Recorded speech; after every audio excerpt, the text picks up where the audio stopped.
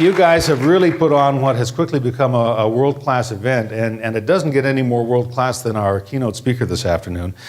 He ranks #1 on Forbes' top 50 social media power influencers. #1. His blog is in the top 5 of Advertising Age's Power 150.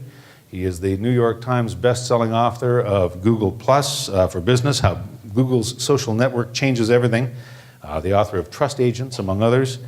He speaks and he consults with the premier companies around the world about this amazing time we're at, this intersection of technology and media and customer acquisition. And he boasts more than 200,000 followers on Twitter, and he is getting it done. Please join me as we welcome our keynote speaker, Mr. Chris Brogan. Chris.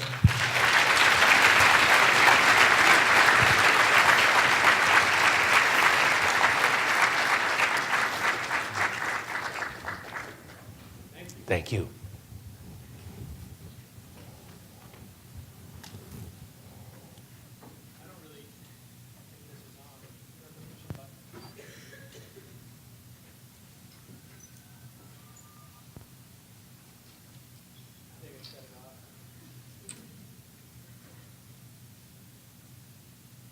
How about now? You know, there's really one thing you should learn from Ghostbusters. When the light is green, the trap is clean. This has never not been true. Is everybody okay still? There's a lot to memorize just then. Like I was trying to pay attention to it, and I got really lost. But so this is my presentation on Google Plus. Okay. You know, I was thinking about it, and there's so many smart people here, and there's so much astuteness in this room, and I want to just get some things out of the way. That at least has a usable piece of information. I'm not up here. I'll back up some more. Hey, look, my head. And then that slide, for people in the back of the room, doesn't actually say anything useful, but the people in the front will start giggling in a moment. It's okay, I didn't mean to leave you out.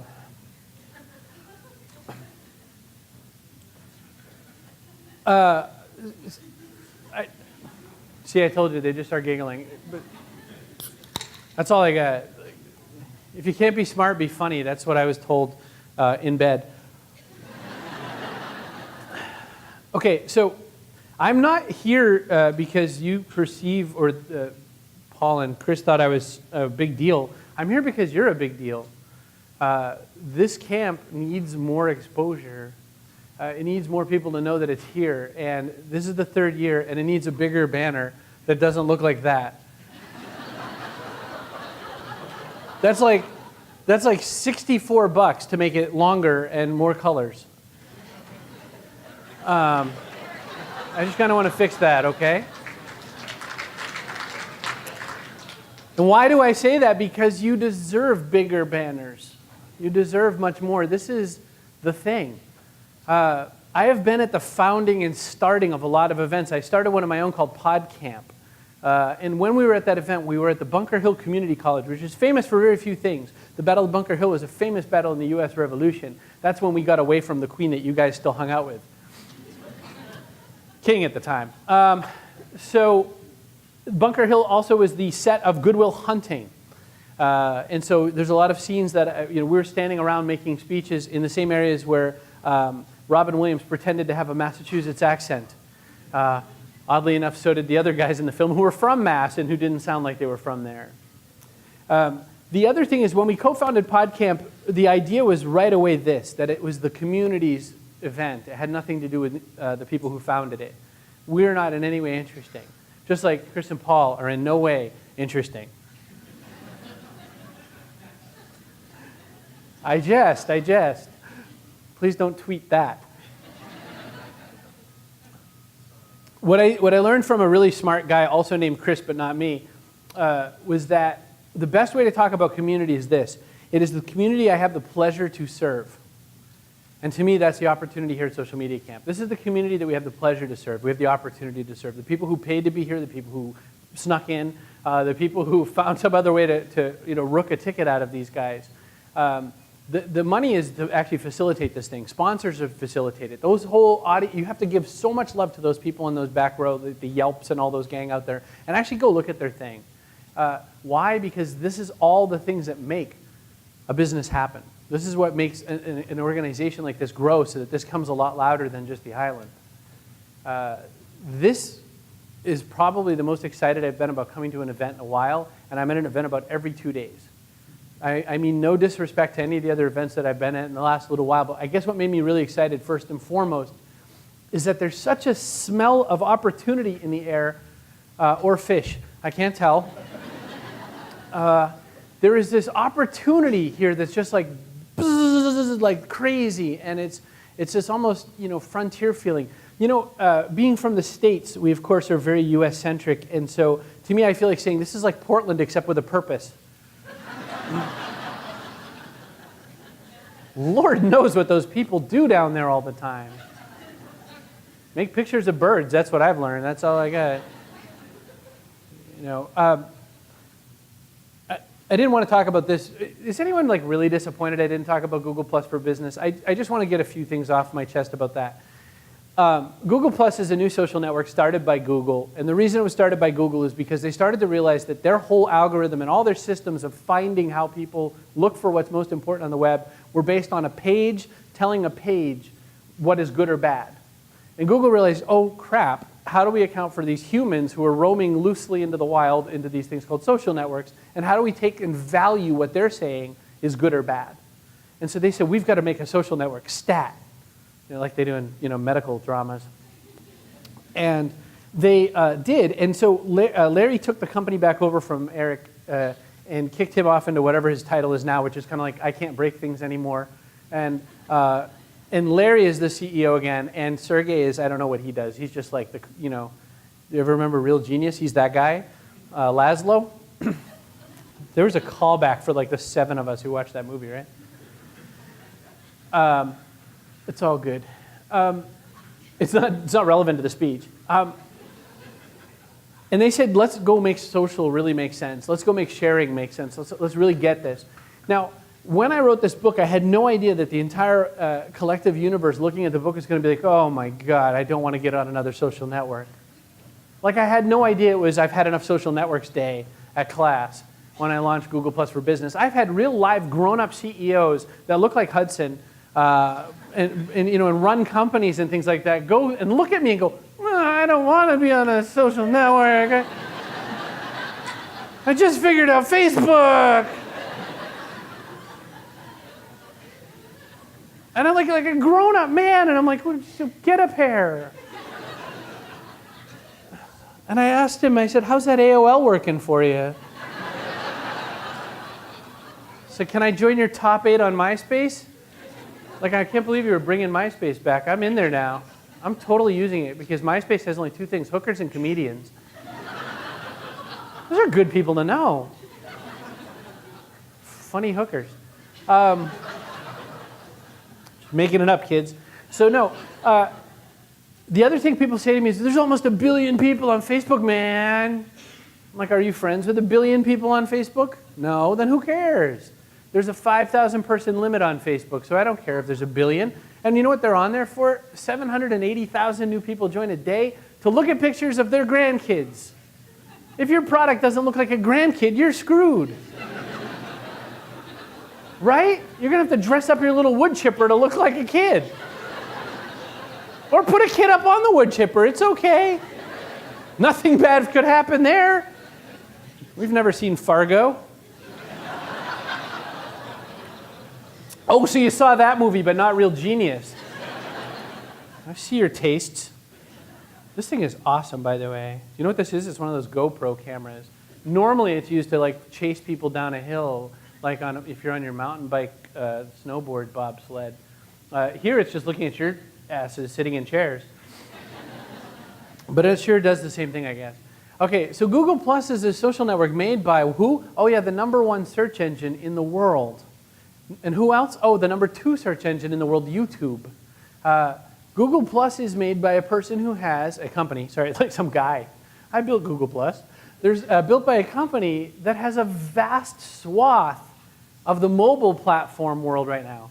This is Canada, so this probably might not go well because I know you still like have a little fealty to that dying company out in the East. Does anyone here have Android phones?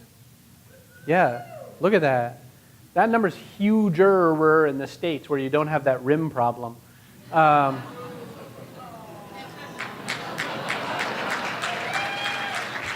Listen, I slaved underneath the Crackberry for several years in my life when I worked in wireless telecom. I mean, I owned many of those little babies. The letters would fall off. I used them so much. But what I just kind of couldn't get there was, the only discerning, this is just totally off topic, but the only difference between the two phones is one had buttons. Like that's what their defending factor was in the marketplace. I like a phone that I could actually feel the buttons. Awesome. But anyway, so Google is owned by the number 1 search engine. Google Plus is owned by the number 1 search engine, number 2 search engine in the world. It's also owned by a person who has a vast swath of mobile devices under its control. And we're still saying, I don't know, I think that Facebook still has a chance. There's a lot of people on there. It is not a Google versus Facebook thing. That's the first thing not to care about in this story. It is not a Google versus Facebook thing. You should never care about the competition. People said that print would kill, radio would kill print. That didn't quite work out. People said TV would kill radio. That didn't quite work out. And people said the internet would kill everything. That's working. But besides that one, it's always been that way, right? So I don't think we have to worry Facebook versus Google Plus. Have all the social networks you want. They'll make, you put them like those loyalty cards on your key ring, right? It's totally cool. Just be where you want to be. But here's the thing. As a business person, the challenge or the opportunity is you're having trouble being heard. You're having trouble being found. North America, the 68% number of traffic starting on Google before finding your site is the number. So 2/3 plus of people looking for your website start on Google. Why wouldn't you at least put a little account up, even a personal account up on Google Plus, and post a couple things that point people back to your main website? It's not going to hurt anybody. It's totally fine. If you say, I don't have enough time in the day for that, then why are you sitting here with me? There must be something burning. But what does it really mean? What's it all matter? Why do I not want to talk about my slides? Well, they're really colorful, by the way. People from Blue Glass in LA made them. They look like that, and things. And they say stuff. You can go find them online, by the way. That's the other reason. It's like an old poster. Who cares? I want to talk about other stuff. And what I want to talk about is, first off, we have this huge problem, don't we, where we're waiting for people to understand what we're about. We're trying to get our idea across, right? But what do we feel like all the time? We feel like no one can hear us. How am I going to matter? Who's in the still sub 100 followers club? Come on, be fair about this. And I don't have even 100 followers, right? A couple people. Thank you for being bold. Oh my gosh, you bunch of chickens. I started a new Twitter account to test what it was like to not have any followers, and it sucks. I'll just start you there as a level set. It sucks. And you might have a great idea. You might even mention some big name, and they don't care because they look down at you because you maybe are followed by 41 people. So I started this over a bunch of days. And the first bunch of days, I started it with a name it had nothing to do with me, and there was no picture of me and all that. And then I just put a picture of me, but still no name recognition or whatever. And then I put my name, and then I started making it a lot more obvious it was me. And then, of course, followers flood in thinking they're on to my secret. But it was just me testing different layers and seeing what would happen. When I started following all the big guys, I didn't follow social media big guys because that would be lame, and I would be getting to tattle on my friends, or who should be my friends. Instead, I followed music people, primarily electronic dance music people and dubstep people as a sample. Why not? Skrillex, that sort of thing. Wow. So what they do is they retweet people saying good things about them almost all day. In New England, we'd say, that's wicked awesome. Up here, I don't know what the version of wicked awesome is, but probably bitchin' or good. What goes on is people don't know even the first bit how to get heard over the crowd. So these people with a gazillion followers don't know any better than you. They only have a gazillion followers because they also made interesting albums. But what I learned is this, and I guess what I want to talk to you about is this. Julian Smith and I, anybody remember Julian from the other social media camp? Is anyone still scarred and having nightmares of any parts of that? All right. Julian is so much more interesting than me, by the way. You shouldn't have brought me up here. He's also Canadian. Aren't you required to have 50% Canadian content and everything? By the way, you're the only people on the globe that when I hear a song from any band, you're like, oh, they're Canadian. It's like you're taught that in school. You're taught to like, they're Canadian. Because I've never heard a Bulgarian guy go, oh, they're Bulgarian. Kim Kardashian doesn't hear System of a Down and go, ooh, Armenian people. I almost blanked on the word Armenian, so you caught me in that one. Julian and I have a book coming out called The Impact Equation, and this is not an attempt to sell the book. So authors make like about $1 for every book you buy. So no one's ever trying to sell a book unless they, for some reason, think that's a great idea. I don't want you to buy my book. I want to buy your mind. I want your head for a little while. The book Impact Equation answers this, and this is what I wanted to talk about much more than Google Plus because it relates. First off, if you want to be heard and seen out there, your idea has to have some level of contrast from all the other ideas around. By the way, I'm going to be spelling out some kind of an acronym that spells CREATE. So for those of you at home who are writing notes, I mean the cheap people who didn't pay to come to social media camp. Let me just write it down so that I don't mess it up, okay? Because I've never talked about this before. I don't remember what that one is. I'm not even joking. There's 2 E's, and one of them is echo. I'll give you at least part of the speech about the impact equation. God, I hope that comes to me. Contrast is the first part of this. How do you make your idea something different than the other idea? How did I do it today? I started with jokes. I haven't stopped with jokes. There's a reason for the humor. I learned from a very sage business instructor, Mary Poppins, and she said, a spoonful of sugar helps the medicine go down. Has anyone heard that one before? I'm so sorry. I hate like rehashing old science, but I just want to get that for a minute. It's totally true, because when I tell you something funny-ish, I don't really believe I'm a comic. When I tell you something funny-ish, your brain is wired to want to catch the next thing, and that's when I hit you with the smart thing. So now what I'm doing is I'm revealing the magic trick as I'm giving you the magic trick. But what I'm saying is that's a contrast methodology. It's different than the speeches you've heard before and after today. Am I right? Okay. That's contrast. That is how my idea gets heard and read. The other thing that I do almost naturally now by mistake is I talk in approximately 120 characters so you can tweet every single thing I say. It's important. Reach is the second thing. Reach is where everyone gets it wrong. So there was an event recently where you couldn't take photos, you couldn't use your mobile device inside of the sessions and all that. And all I was thinking is, so you're asking to close this conference. What you're really trying to do is you're trying to look to have nobody ever come to it ever again. Because what do you think the people who didn't pay to come here today are feeling? They're feeling like, oh man, I should have totally paid because I could have hung out with all these smart people in the audience that Chris keeps pointing at. Reach is the opportunity to get your message across to a lot of places. So if you decide that you're going to be on Facebook, Facebook is built not to have reach. It's built to be an inclusive or insular network. The network inside Facebook says, do you know this person? Are you sure you know this person? LinkedIn, same thing. LinkedIn's even more like crazy about it. Oh my God, please don't connect with someone if you actually don't know them. Please, for God's sake, because the world will unravel. And we will accidentally give away 6 million passwords.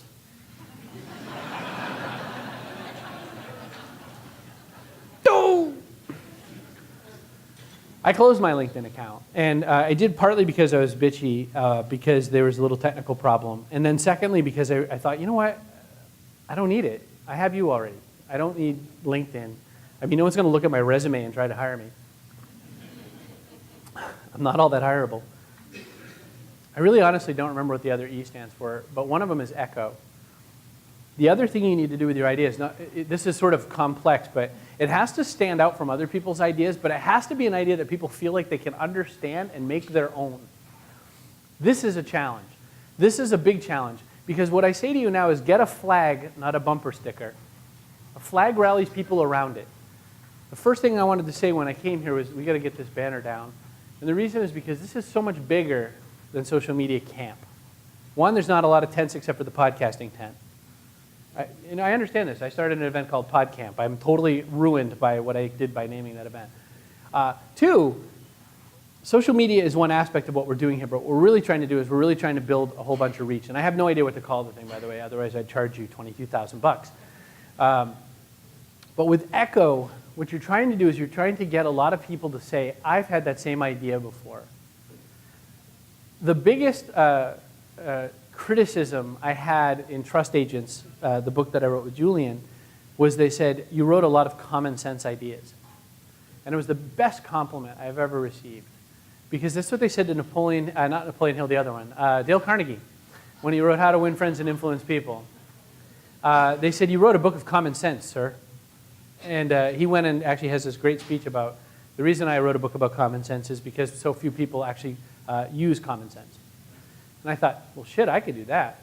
So I wrote Trust Agents with Julian about common sense, only with new words. And again, it's because people don't do it. But why? The premise was this. Echo means that I can make it bigger than me. No one wants to follow you if you're the hero. They want to follow you if they're in the army too. They want to also be part of whatever that thing is you're going to take on and challenge. Why this could be so much bigger an event, why this could be 1,600 or 2,000 people next year, why this could get to 10 and 20,000, why people will be going south by what, is because, well, first you have to mix in the band thing, the Riffosaurus or whatever it's called, Riffopotamus or the Riffingtons. I'm not trying to malign them. I absolutely have no memory. The reason is because there's just so much to get done here, and there's so many bright minds here that have been thinking for a whole long time of defending why they're like an island, or defending against the remainder of the province, or defending against the remainder of what the perception is in all of Canada. But it's so much bigger as long as you just throw out the borders and throw out that sort of provincial worry. You're never fighting against the other team. You're fighting against the entire space. Radio stations aren't competing against each other, right? I mean, that's the funny, humorous thing about radio, or TV for that matter, is they think they're competing against each other. But they're competing against Pandora, and they're competing against my iPhone, which I like much more than I like their choice of music. We are all the DJs now, right? That's why there's, the only stations that are surviving, oddly enough, in the music format in the States are those like somebody's name FM. You know, Stanley FM. And they always have those like, we play whatever we want to play because. And really, it's just it's somebody's iPod on shuffle. And, but you're like, well, I'll listen to their iPod on shuffle for a while because I already know what's on mine, right? I mean, you can only listen to so many Rheostatic songs before you got to move over. Again, 50% Canadian content in the speech. It's really difficult to muster, by the way. No, be quiet. I love your bands. I love especially the ones that we stole and pretend are ours. But you can have Nickelback back. No, that's a cheap shot, right? Like, I heard them playing a Metallica song the other day, and if you close your eyes, it's awesome.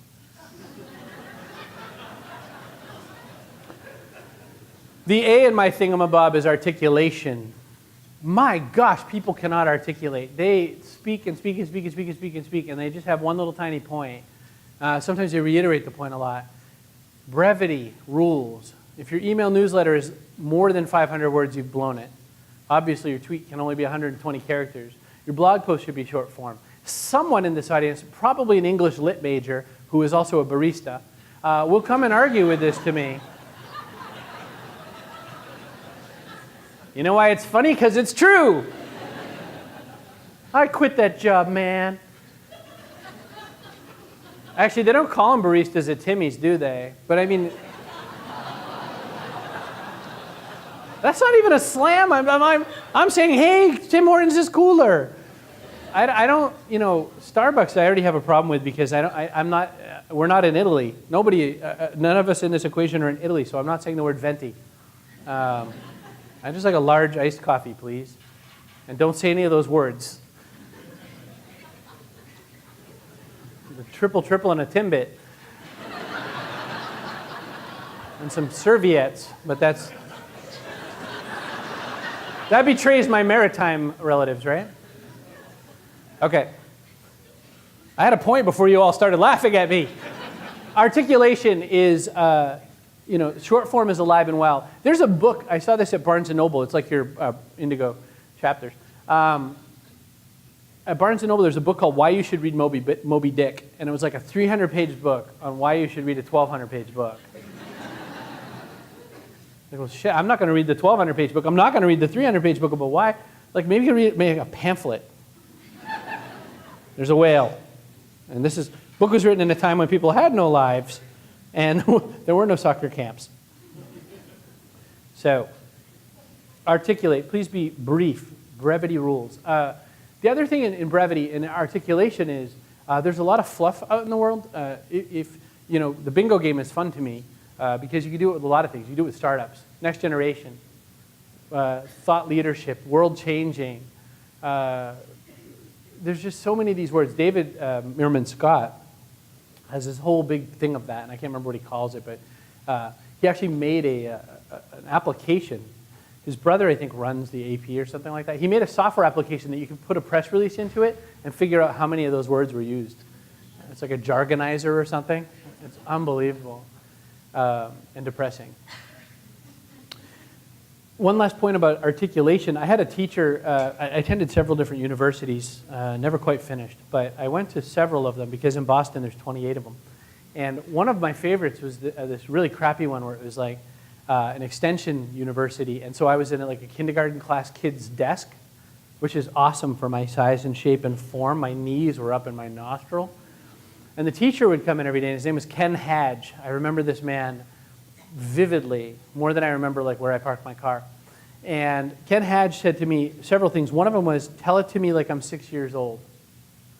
It is fascinating how many people believe that the more syllables, the smarter they seem. Unbelievable. Brevity, small words, simple, pure language. Annie Proulx, also a Canadian, sometimes. I think she moved to Wyoming a bit.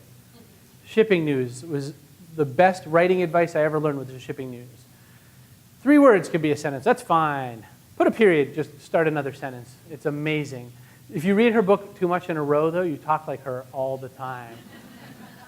Your friends hate you. They're just like, just one comma. Just one sentence that goes more than that. Trust is one of the other parts of the equation. How do we get people to trust us? Hint, we don't talk about how great our product is or our service is. No one believes you when you talk about you, right? We talk about each other. We learn about each other. None of this stuff, by the way, is fast-paced. All of this is growing and nurturing stuff. It is not, how do I make money today? I'll tell you how to make money today. But you have to start somewhere. With trust, what we're looking to do and what you're trying to get done is admit and acknowledge your mistakes. That's part of trust. It's astounding how many companies still think they have to pretend like it didn't happen. And do it fast. Wow, I'm gonna tell you something that's actually for an event I'm keynoting next week. I, for more than 20 years, belonged to a credit union, and they shut my account down the other day because I was in the negative for like 15 or so days.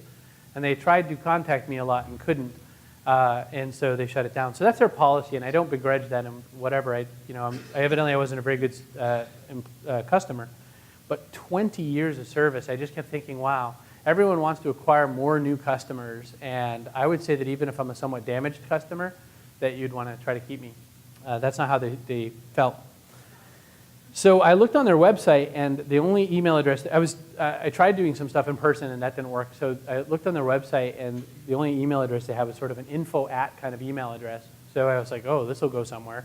So I write a letter kind of pooping on how that all went down, just saying, it's not even that I disagree with your policy. I'm just a little frustrated with how the model works and whatever. And just in this time where economic situation is a little awkward, why would you take a small business owner and push their business away when you could find out if there's another way you might have been able to do some work? No response, of course. That would be too easy. So I looked, and they have a Facebook presence, so I went on there. And I wrote, you lost a 20-year customer today. I sent the mail to info@, but I have no idea if it's going to go anywhere. Can you make sure this hits the CEO's desk? And because I imagine he'd want to know. And because I said, because P.S. I'm keynoting your national convention next week.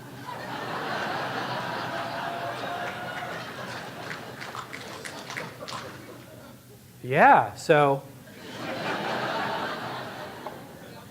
I said in my letter, I had a whole other story I had intended to talk about my 20 years of loyalty to this business, and now I have a whole other story. So I also alerted said convention that this all happened because I am going to be on their stage and I am going to malign professionally this company. And so now they're panicked, so now I have to do the stupid phone call with them, which I hate, because it's like, promise you're going to be a good boy. That's not going to work well. So we'll see. But the thing is with trust, right? So it isn't like they violated my trust, but they frustrated the hell out of my trust with the how do I try to get it resolved. Do you get that? Like, it's not, the issue isn't the issue. The how do we communicate and do something about the issue. So let me tell you the real, little poop nugget on top of the ice cream sandwich that they gave me story, okay?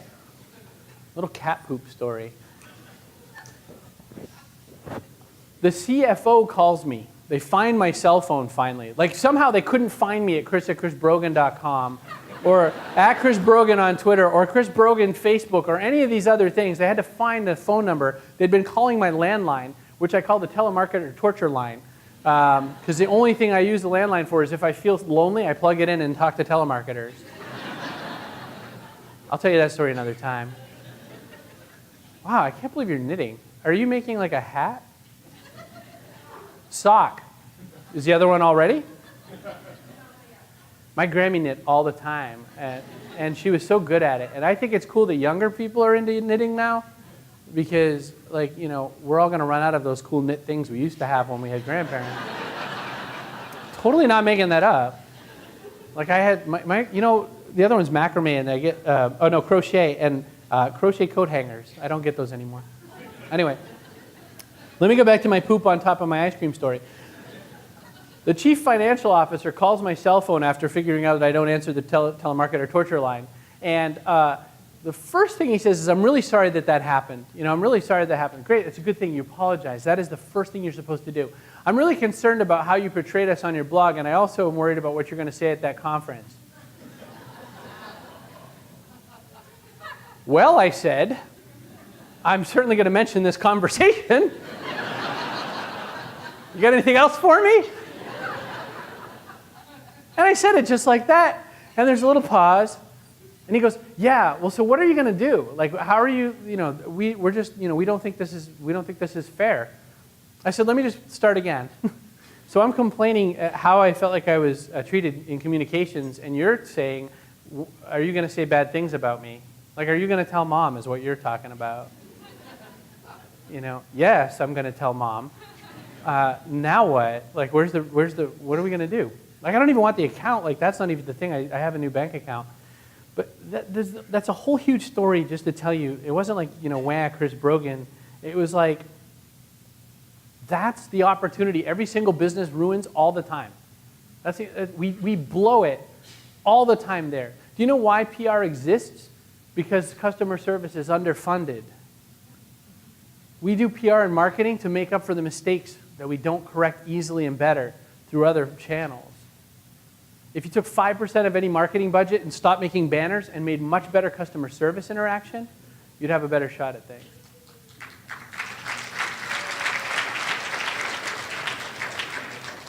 And whoever made that banner, by the way, I'm sure you're lovely people. I'm sorry I'm trashing it. I want you to go bigger. That's all I'm saying. What do I have, like 15 minutes? 10 minutes? I have a half an hour?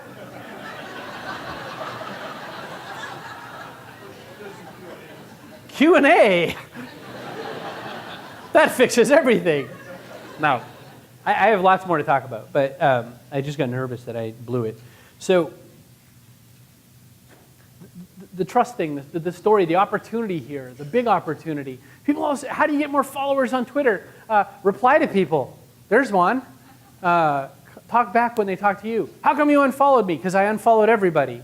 And you also fall in the category of everybody. Why won't you follow me? Because I don't need to follow you. Following isn't the goal. Interaction is the goal.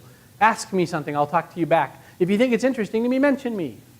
Let's use hashtags. Hey, oh, that sounds like something I'm hearing about from TikToking. So all those hard hats are here for a reason. Because it's something that we've been thinking about for years, that conversation should be built around the hashtag. Not the hashtag, but come on now. That we should be connected by interest, which brings me back to Google+. What is Google+? Facebook, you connect with people that you used to sleep with in high school, and people that wouldn't talk to you in high school, and all the kinds of people that used to work at your last job where you got fired. And in Google+, you connect with people who you like the same things they like.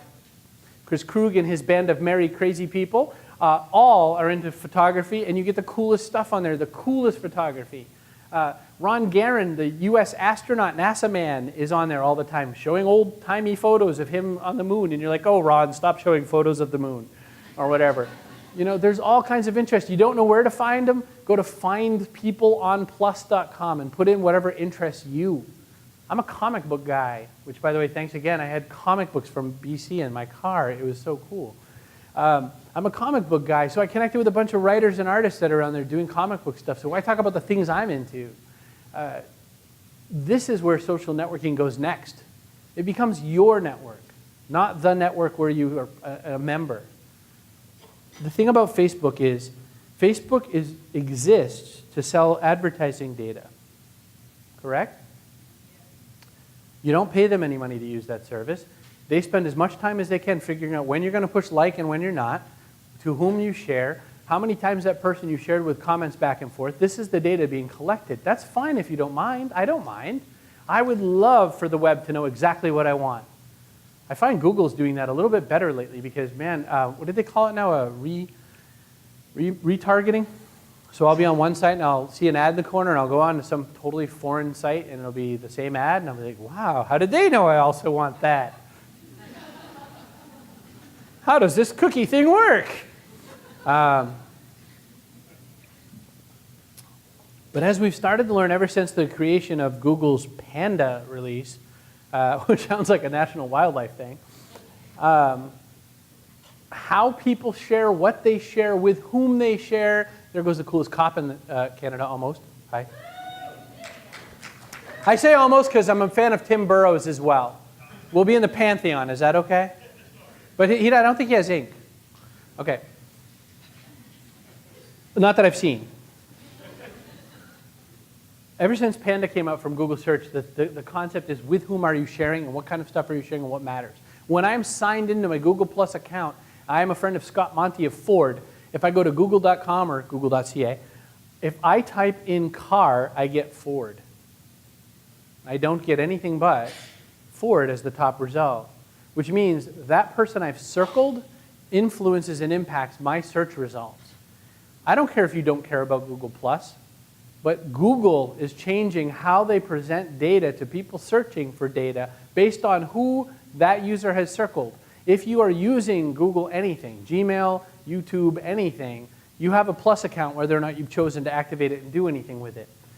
When you start connecting with people via that account, then magic stuff starts to happen, like search results start changing and it's different for every person. You can no longer really understand what everyone sees. You can't go, oh my gosh, I'm the first Chris on the front page of Google right now, because that's only in my browser, right?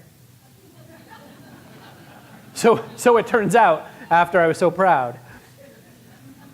And the real answer to that is Chris Pirillo. He still maintains the first ranking for Chris, which, by the way, is way better than Bing. Bing.com, if I go to Bing and I put in Chris Brogan, it says, don't you mean Chris Brown? That's who I want to be associated with. Yeah, I beat my girlfriend. Man, can't get any love from Bing. That's okay, Bing can't get any love. I was reading where they spent $5 billion marketing a search engine. I was like, okay, so wait, on one side, Google makes billions of dollars selling ads against search results. On the other side, Bing spends $5 billion trying to get you to use their search result. Huh. You're doing it wrong.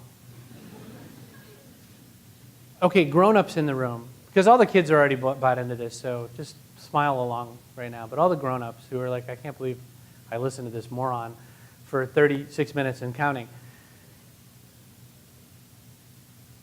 What's different than that wasn't here before? So I was raised in Maine, and Maine is like, I don't know, the prairies. There's nothing there, and you're just as sensitive about it as all get out. So I was surrounded by kids that were into the Boston Red Sox and cars. You know, and I liked cars a little, but not the Sox, because at that point when I was a child, they had not won a World Series, so who cares?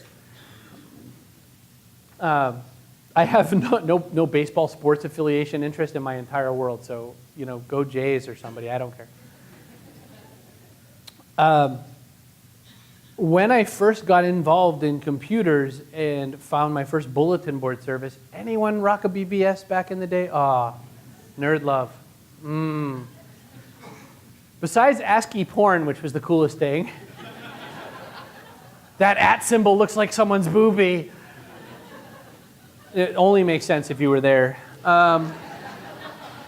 So a bulletin board service was like Twitter, except you all had to wait a turn to dial in. So you'd be like, man, I can't believe that movie, yeah, it stunk. And you hang up. And you're like, 25 minutes later, you dial back in, and, you know, Dave responded and said, I thought that movie was actually kind of good. And then you, like, 25 more minutes, and you noob. And, you know, I mean, and that's how it went, right? So it didn't take off, bulletin board services, and really only nerd burgers used it. Which is, you know, the technology has come down so that the lowest common denominator, Snooki, can use it. But you know, there's something to know about this. My older friends.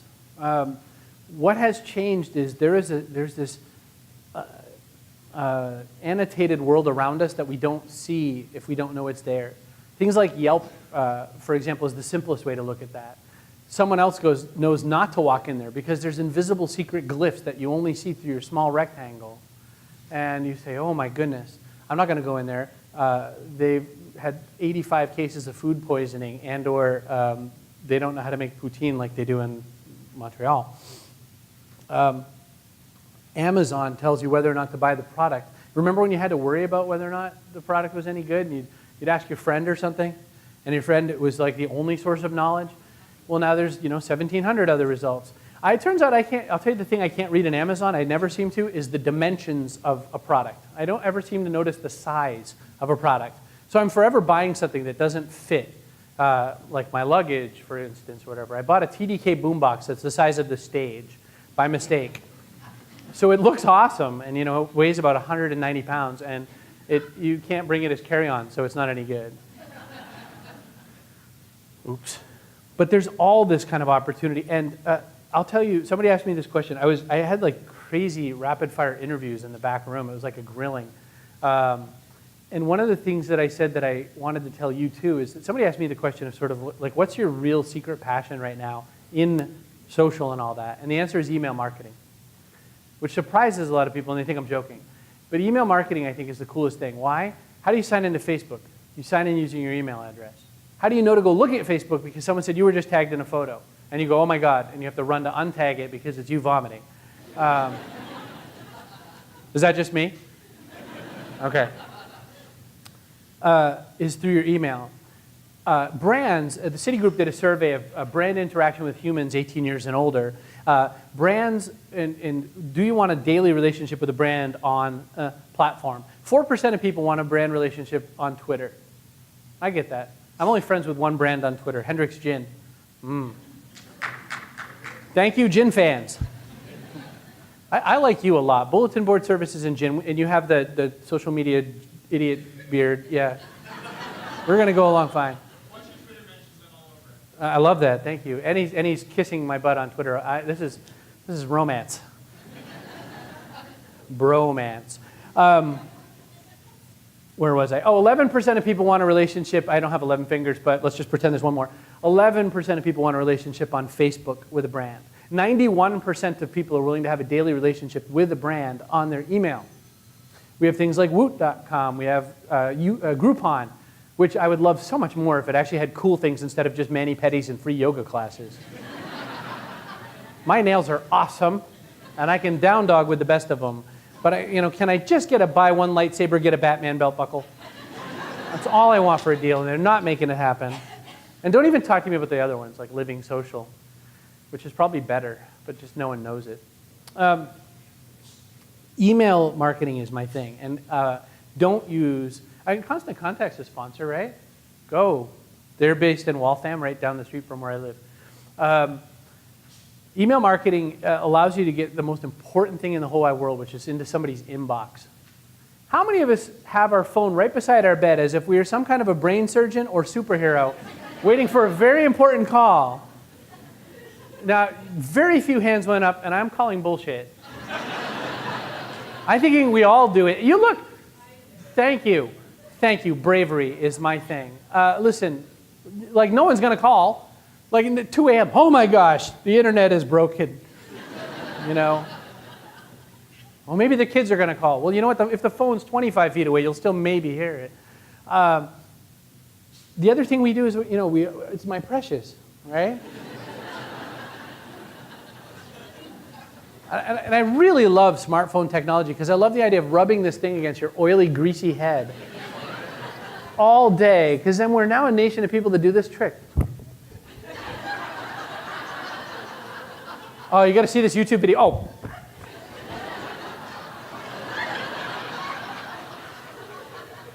Which, by the way, is how at age 3 we learned how to get someone not to eat our food, is you lick it. Don't touch my smartphone, I have licked it. Right? Perfectly better than theft protection, that's what I'm telling you. I had a point. So first thing we do is we jump into maybe our Twitter stream, but most obviously our email, right? Especially that red light on smartphones. Oh, the red circle says I must touch it. Oh, I must make it not a red circle, right? Good job, Pavlov. Right? So why wouldn't I want that? That is not nearly as cool as my blog, right? That is the coolest thing in the universe because you have to scratch that itch. When I become a 1 in your little life, a little red 1, that is magic. So if you go to chrisbrogan.com, and I wish you would, the very top of my page is a big picture of my noggin, perhaps my shoulders, and also a little box that says, I want your name and I want your email address because I want to send you a very intimate email newsletter. Who gets my newsletter already? Who wishes they didn't? Just checking. Okay. Jade. My newsletter is a cup of coffee with you every Sunday morning. I write it from me to you. The most common thing I get back is a reply, and yes, I get replies, we'll talk about that in a second, is I swear I feel like you're writing it just to me. I know you send it to lots of people. I swear you feel like you're writing it to me. The answer is I am only writing it to you. It really takes a lot of time, and I have to send one at a time, and it's very, So what I'm doing with that newsletter is there are no social sharing buttons in that newsletter. I do not want it on your Facebook wall. I want it to be pushed forward into someone else's inbox. Why? What is the hottest social network in the world that is your inbox? That is your path.com. That is where the real cool stuff is. That's the photos that don't go onto Instagram. Because man, Instagram is awesome, isn't it? It's a community of people who can't take photos. I'm just kidding, a little. I love that Facebook, the other guy there, bought it for like $1 billion. I bought $1 billion worth of bad record album cover art. I want your inbox because you are going to forward that mail to people who matter to you. It's nothing like a retweet. It is nothing like a Facebook like. It is nothing like the +1. It is the grail because you have to think about it when you push forward. You have to go, or you don't, and it just goes into your inbox and you delete it. And I'm totally good with that. You can't hit a hit all the time, right? Even me. Like that bad joke? So Why I think email marketing can work is that we all still hinge on our inbox. It needs to be brief. It needs to be sub 500 characters. It needs to come from a from address that is a real address. It cannot be from do not reply at please God don't get back to me.ca. Because it turns out that doesn't seem very personable. I have a personal pet peeve. I dislike the fact that almost all newsletters through forms come with this sort of having trouble viewing this, click here to view it in a browser. I have done a survey of my mom, and she has never once sent me an email that starts with, are you having trouble viewing this? Click here to view it in a browser. So, thank you. Last, ask for one thing per email. Ask for one ask. And it doesn't have to be to buy your dumb thing. It can just be a question. Every now and again, stun people. Ask them a question. Make it so they can reply to the question. But one ask. This is called the paradox of choice. It is a 1938 discovery in marketing. If you give someone more than two choices, there are no choices because they won't pick anything, right? Yet, I am fascinated by people's email marketing. 161 links, plus like us, please do this, please do this, please join us on this thing, and don't forget to click into Pinterest and find us there too. I don't even know what I should do next. So make it one thing. Change your email signatures, by the way, kids. You shouldn't look like the general of some foreign country. It's great that you're on 71 social networks. It's great you can already now spell words with your social badges. P-I-N-G, ping, right? Or F-ping, or effing. That's my favorite one. Facebook, LinkedIn, Google+, effing. I'm on the effing network. Make it so that the number one way you really want them to get back to you is the way they get back to you. I will tell you something with all my heart. If they want to find you on the other social networks, they will find you on the other social networks. And every now and again, invite them to the other social networks. If you want them to see your pins of Ryan Gosling's abs, then get on that. That's all good. I like Pinterest a real lot. Oh, what'd I miss? Oh, my Jesus.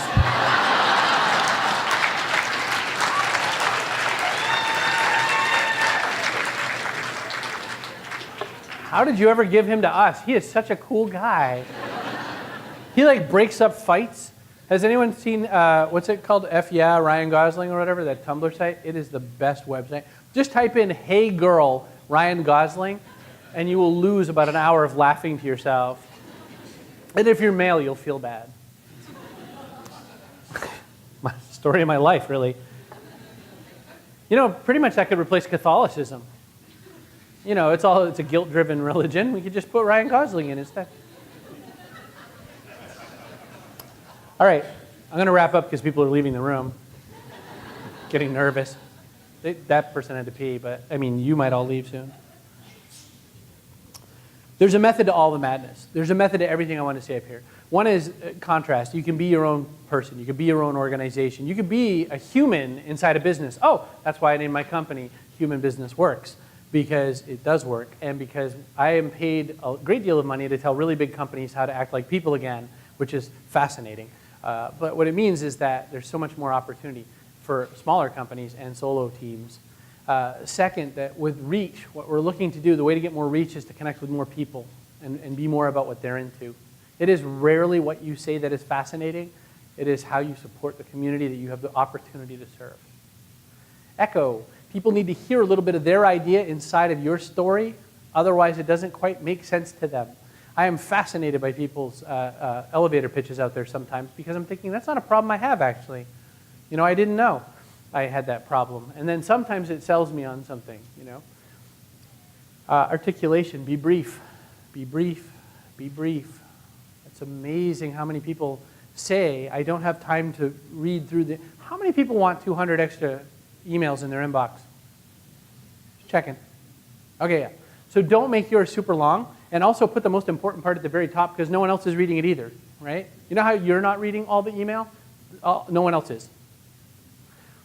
Trust. How do you get trust? You apologize when you do things wrong. You connect with people. You actually make yourself available. You own up to critics. If somebody, you know, I had this thing I was talking earlier today to other Crispy, and I was saying that, you know, one of the things I learned when I converted to Buddhism was you have to throw out praise and criticism. Canadians, as a lot, are really good at deflecting praise. You are fascinating. in your ability to not believe that you're awesome. Oh, shucks. Oh, shucks. Right? But if you're going to throw out praise, you have to throw out criticism too. But it doesn't mean that you can't accept and acknowledge that someone criticized you. You don't have to agree with it. You just have to acknowledge it. Hey, thank you for sharing how you feel. You can be pissy some days too. That's the cool thing about Buddhism versus Catholicism. When I was a Catholic, you had to be guilty all the time. When you're a Buddhist, you're just like, wow, whatever, it's part of the process. Isn't that awesome? If you murder me for my religious views, it's okay. And just lastly, the most important thing to never do is to never think that you're not worthy or that you're not the most important person in the room also. That is what is wrong with a great deal of how we conduct our business. It is what is wrong with how we pursue other humans for the things that we need to get done. And it's what's wrong with how we look at all of these interactions. Because if you start with the perception that you're not worthy, then you start looking at every response from every other person as confirmation of that one belief. Right? That is the secret sauce hidden inside all of the human interactions we have. Is that underlying voice, it's called your inner critic, sits there all day saying, you're not good enough. And that's that's the lens we use the loudest on the things that we bring to this social media space. I've kind of ruined the conference. I hope next year you get a better speaker, but for this year, I'm Chris Brogan. Thank you for your time.